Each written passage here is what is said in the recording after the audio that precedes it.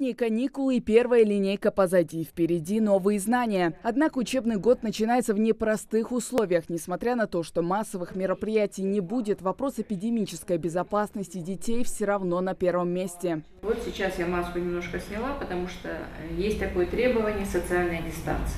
В первую очередь представитель Роспотребнадзора объяснила, что в принципе представляет из себя пандемия коронавируса, а также насколько важно соблюдать меры безопасности. Ахмед Богатырев, к примеру, уроком остался доволен. Он узнал много новой информации, что, несомненно, ему пригодится. Нужно соблюдать дистанцию 1,5 метра, гигиену.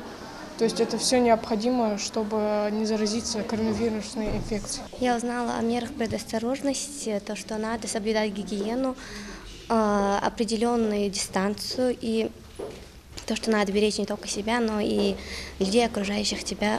Мероприятие прошло скорее в формате интерактивной беседы, нежели лекции. Впрочем, так дети запомнят намного больше информации, делится представитель Роспотребнадзора. Достаточным уровнем гигиенических знаний.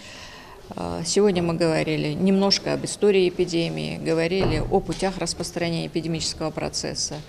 Говорили о том, какая диагностика, как происходит распространение эпидемического процесса, какую роль играет именно какие особенности течения эпидемии в детском возрасте.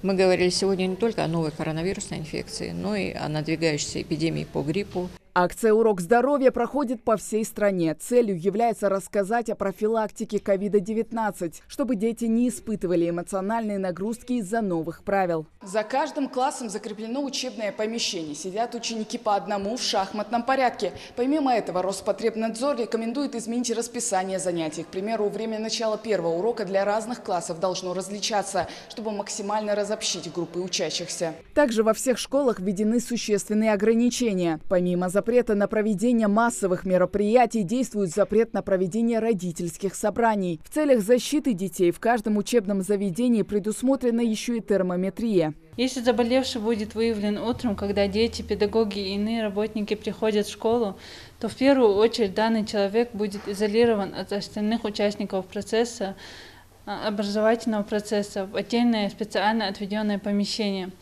Если с утра с признаками инфекционного заболевания заметен педагог, его не допустят до работы и отправят домой.